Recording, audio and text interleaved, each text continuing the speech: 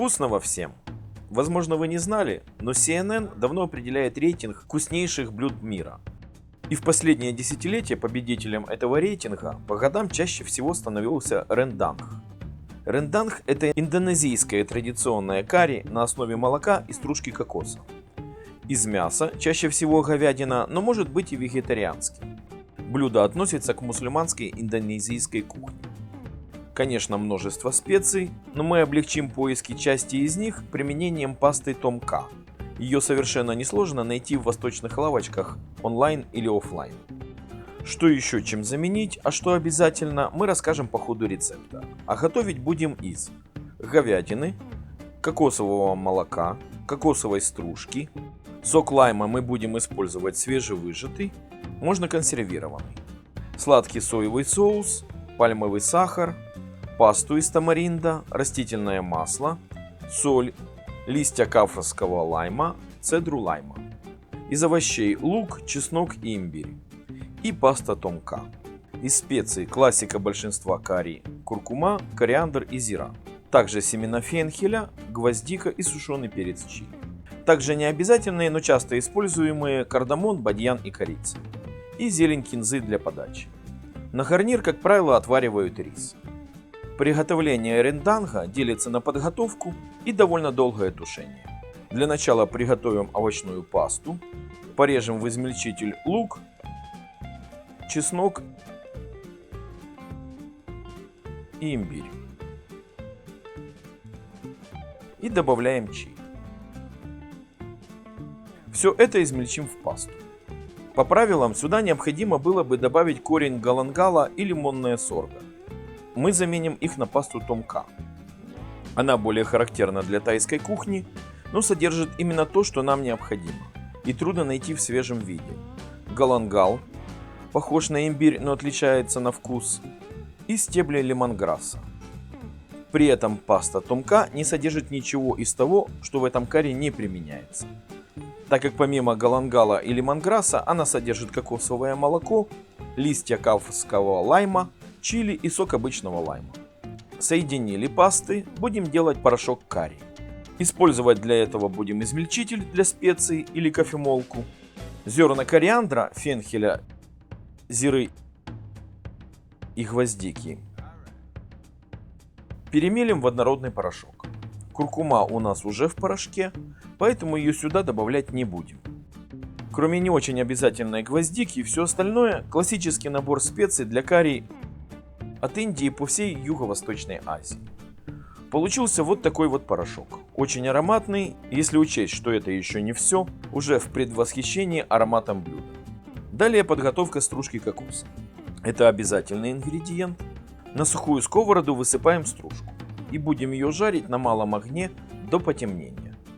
Дело в том, что цвет жареной стружки – это по сути цвет будущего блюда. То есть хотите светлее, жарьте стружку до светло-коричневого цвета. Хотите темнее, жарьте до темно-коричневого. Тут важно, чтобы она была обжарена, но не сжечь ее. Мы обжарили до светло-коричневого оттенка и ссыпали со сковороды остывать. А пока с лайма снимем стружку цедру с 2 лаймов. Но сок возьмем только с одного. Нам необходимо с пару ложек сока. В пасте Том Ка тоже есть сок лайма. Говядину нарежем крупными кусками. Как правило, на это нет. Можно поменьше, побольше. Стружка кокоса остыла, засыпаем ее в измельчитель. Перемалывать будем почти что в порошок. Чем тоньше он будет, тем менее вы заметите консистенцию стружки. Но при этом и вкус немного будет теряться, поэтому без фанатизма. Совсем сухим порошок не получится, в нем еще достаточно много кокосового масла. Ну и наконец, скажем так, тушение.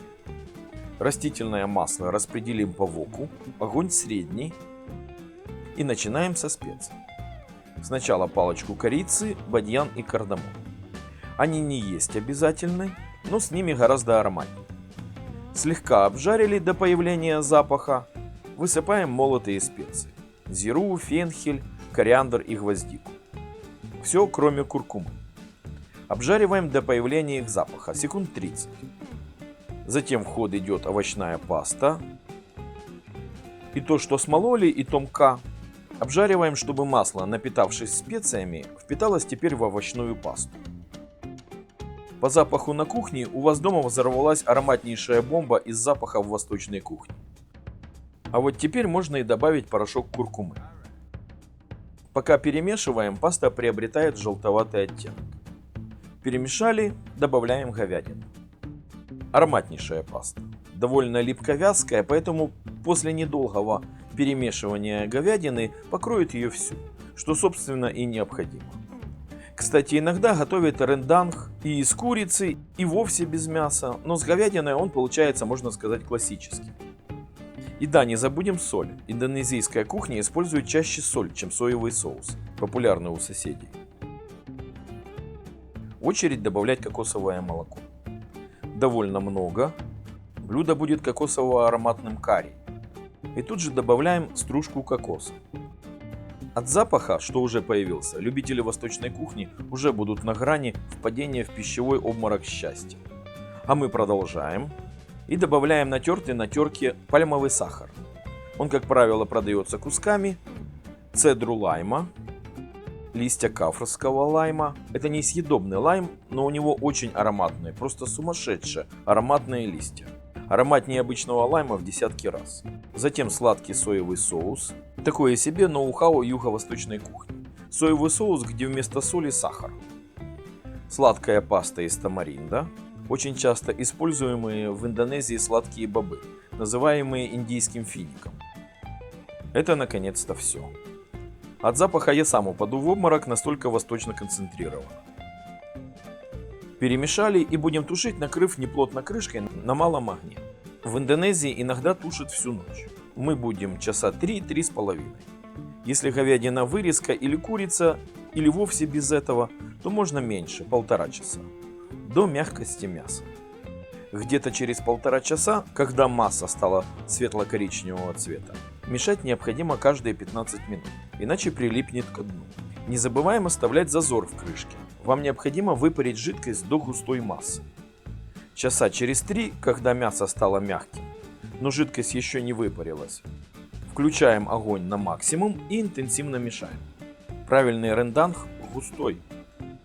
На поверхности выступят жирные пятна. Это кокосовое масло из стружки и кокосового молока.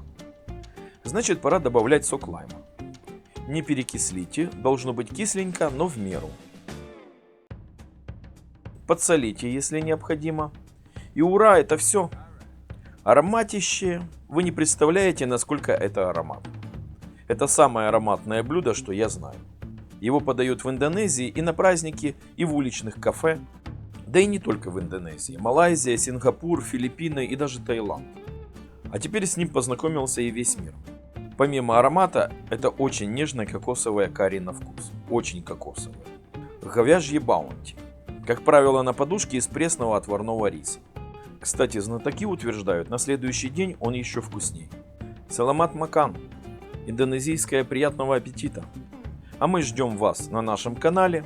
Подписывайтесь на канал Корчма и будьте здоровы!